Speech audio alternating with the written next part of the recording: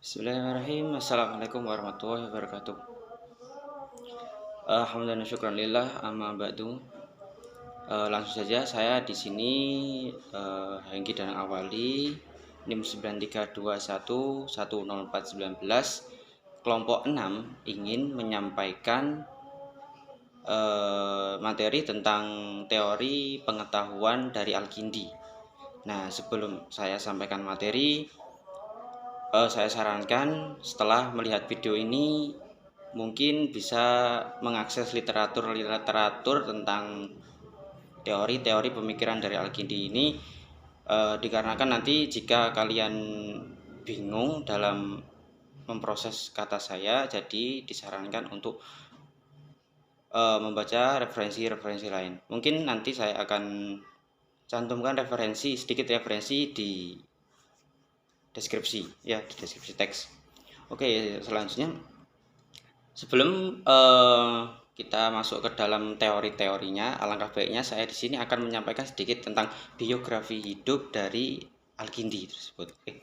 Yang pertama, nama lengkap dari Al-Kindi yakni Abu Yusuf Yakub ibnu Isa ibnu Sabah ibnu Imran ibnu Ismail al-As'ad bin Qais Al-Kindi yang lahir di Kufah yang sekarang dinamakan Irak pada tahun 801 Masehi pada masa pemerintahan Khalifah Harun ar-Rasyid dari Bani Abbasiyah. Nama Al-Kindi sendiri dinisbatkan kepada marwah atau suku dari leluhurnya, salah satu suku yang besar zaman pra-Islam. Menurut Fa'ud al-Ahwani, Al-Kindi lahir di keluarga yang bangsawan, terpelajar, dan juga kaya. Menurut Fa'ud al-Ahwi juga, Ismail al-As'ad bin Qais, yakni buyutnya dari Al-Kindi, ini telah memeluk Islam pada masa Nabi dan menjadi sahabatnya Rasulullah Shallallahu Alaihi Wasallam. Setelah itu mereka pindah ke Kufah dan ayah sendiri Al-Kindi Isa ibnu Sabah menjabat sebagai gubernur. Nah, pendidikan Al-Kindi dimulai di Kufah tersebut ya teman-teman, dengan pelajaran yang umum saat itu, yakni belajar tentang Al-Quran, tata bahasa Arab, kesusastraan, ilmu fikih, ilmu hitung, dan teologi. Al-Kindi terus kemudian pindah ke Baghdad, di ibu kota pemerintahan Bani Abbasiyah. Al-Kindi mencurahkan perhatiannya untuk menerjemahkan dan mengkaji filsafat serta pemikiran rasional lainnya yang marak saat itu. Berkat dari kelebihan dan reputasinya dalam filsafat dan keilmuan, Al-Kindi kemudian bertemu dan berteman baik dengan seorang khalifah yakni Al-Ma'mun dari Bani Abbasiyah yang sangat gandrung pemikirannya dengan rasional dan filsafat. Lebih dari itu juga dia diangkat sebagai penasehat dan guru istana pada masa khalifah setelahnya. Nah, setelah banyak itu Al-Kindi meninggal di Baghdad pada tahun 873 Masehi. Menurut Atiyah, Al-Kindi meninggal dalam kesendirian dan kesunyian, hanya ditemani oleh beberapa orang terdekatnya. Dan Al-Kindi ini banyak meninggalkan karya-karya tulis, setidaknya ada 270 buah karya, termasuk ini ada filsafat, logika, ilmu hitung, globular, musik, astronomi, geometri, dan lain-lain. Oke, selanjutnya yakni tentang teori dari pengetahuan Al-Kindi. Sebelumnya untuk mengenal dan mengetahui serta memahami teori-teori pengetahuan dari Al-Kindi, maka kita harus melihat bagaimana pandangannya mengenai jiwa dan ruh. Menurut Al-Kindi, substansi dari ruh adalah sederhana dan kekal. Ia memiliki arti yang sangat penting dalam kehidupan manusia. Ia sempurna dan mulia karena substansi berasal dari substansinya dari Tuhan. Hubungannya dengan Tuhan sama dengan hubungannya cahaya dengan matahari. Nah, sementara jiwa menurut Al-Kindi adalah prinsip kehidupan yang mempengaruhi tubuh organik untuk beberapa saat lamanya kemudian melepaskannya.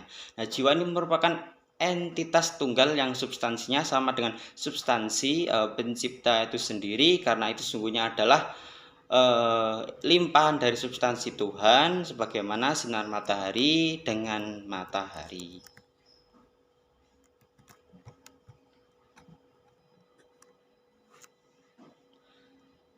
Al-Kindi membagi daya jiwa menjadi 3 bagian. Yang pertama yakni daya nafsu, kedua daya marah, dan yang ketiga daya berpikir. Sebagaimana Plato, ia membandingkan ketiga kekuatan jiwa tersebut dengan mengibaratkan daya berpikir sebagai sais kereta dan dua kekuatan lain yakni jiwa pemarah dan jiwa nafsu tadi sebagai dua ekor kuda yang menarik kereta tersebut. Jika akal budi dapat dikembangkan dengan baik, maka dua daya lainnya yakni jiwa pemarah dan jiwa nafsu tadi dapat dikendalikan dengan baik pula. Orang yang hidupnya dikendalikan oleh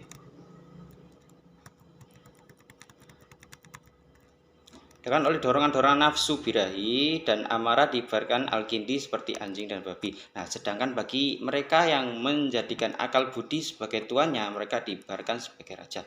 Nah, sekalipun ketiga daya tersebut merupakan daya-daya yang memiliki oleh jiwa, namun Al-Kindi seringkali hanya merujuk daya berpikir sebagai daya yang dikaitkan dengan kemampuan jiwa, sedangkan daya appetitif dan irascible ada semata-mata untuk pertumbuhan dan pelestarian jiwa yang berkaitan dengan badan, sementara yang pertama demi membantu penyempurnaannya.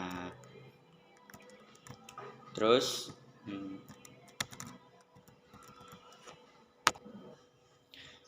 ketidaksistematisan pembahasan Al-Kindi tentang jiwa seringkali menjebak bagi orang-orang yang mempelajarinya, karena di samping ketiga daya jiwa di atas, Al-Kindi juga masih menyebut kemampuan-kemampuan lainnya dari jiwa. Ketika ia bicara tentang pengetahuan manusia dilihat dari cara mendapatkannya.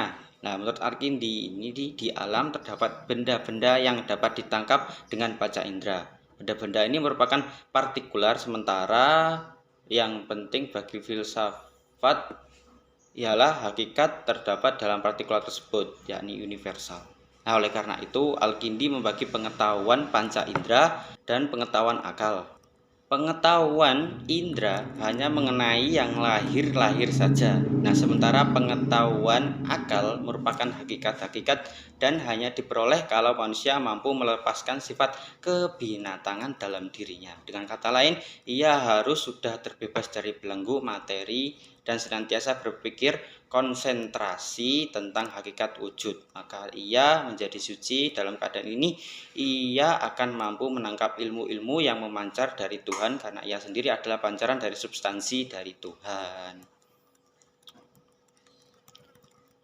Pengetahuan indrawi berkaitan dengan objek-objek yang lahiriah, sebagaimana objek lahir hasil dari tangkapan indrawi selalu berubah-ubah. Tindakan penginderaan ini menghasilkan formasi bayang-bayang tertentu dalam kecakapan membayangkan, dan bayangan ini kemudian dimasukkan ke dalam kecakapan menyimpan sebagai tindak lanjut untuk pemeliharaan, dan begitu juga diperoleh tingkat kesediaan tertentu. Nah, sementara objek di pengetahuan akal atau rasional bersifat universal dan immaterial yang sebenarnya diambil dengan cara menyimpulkan secara logis dan niscaya dari prinsip pengenalan pertama yang diketahui secara intuitif, serta keseluruhan adalah lebih besar dari sebagian. Terus di sini Al-Kindi juga membedakan 4 pengertian dari akal. Yang pertama yakni ada aktualitas, di mana akal yang bersifat potensi dalam jiwa menjadi aktual. Yang kedua, potensial, akan akal murni yang ada dalam diri manusia yang masih merupakan potensi dan belum menerima bentuk indrawi. Dan yang ketiga, perolehan, di mana akal yang keluar dari aktualitas dan mulai memperhatikan pemikiran abstrak. Yang keempat, aktualitas nyata, di mana akal yang telah mencapai tingkat kedua dari aktualitas, di mana di sini adalah penerapan dari semua aktualitas, potensial, dan perolehan tadi. Mungkin itu saja teman-teman yang bisa saya sampaikan. Sebelumnya saya ingatkan lagi juga, disarankan untuk membaca referensi-referensi lain agar tidak bingung tentang teori-teori dari pengetahuan Al-Kindi ini ya teman-teman. Kurang lebihnya itu saja yang bisa saya sampaikan, kurang lebihnya mohon maaf. Nun al turun. Wassalamualaikum warahmatullahi wabarakatuh.